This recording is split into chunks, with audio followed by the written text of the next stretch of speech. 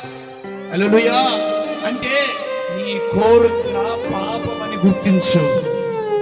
నువ్వు కోరే నీ సొంత కోరిక అది పాపముతో సమానం. నీవు ఏది కోరుకోవాలో దేవుడు నీకు చెబుతాడు. అప్పటి వరకు దేవుని పాద సన్నిధిలో కూర్చొని కనిపెడుతూ ఉండు. దేవుడు ఖచ్చితంగా నీకు తెలియజేస్తాడు. అంతేగాని నీకు ఇష్టమిచ్చిన కోరిక నువ్వు కోరడానికి వీలు లేదు. నిన్ను ఎవరు పాలించాలో, ఎవరు కాపుదల కావాలో, ఎవరు క్షేమం ఇవ్వాలో, ఎవరి శక్తి నీకు ఆధారమై ఉందో అది దేవుడికి తెలుసు. నువ్వు కోరుకుంటే నీకెంత మాత్రం తెలుసు. తోటి మనిషి యొక్క సామర్థ్యత నీకు సరిగా తెలియదు. వాడు ఎంతవరకు నేను కాపాడుతాడు, ఎంతవరకు సంరక్షిస్తాడు, ఎంతవరకు నేను పోషిస్తాడో నీకు తెలియదు.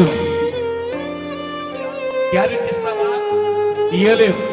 మరి నువ్వెందుకు కోరుతున్నావు? ఈ మధ్యన నీ సొంత కోరిక ఏంటిది? దేవుడు తన కోరికను, తన ఆలోచన, తన మాటను బయలుపరిచే వరకు ప్రభు పాద సన్నిధిలో కూర్చొని నువ్వు విచారణ చేస్తూనే ఉండాలి.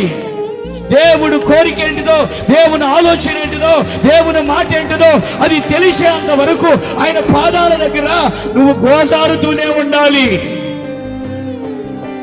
ఆమేన్.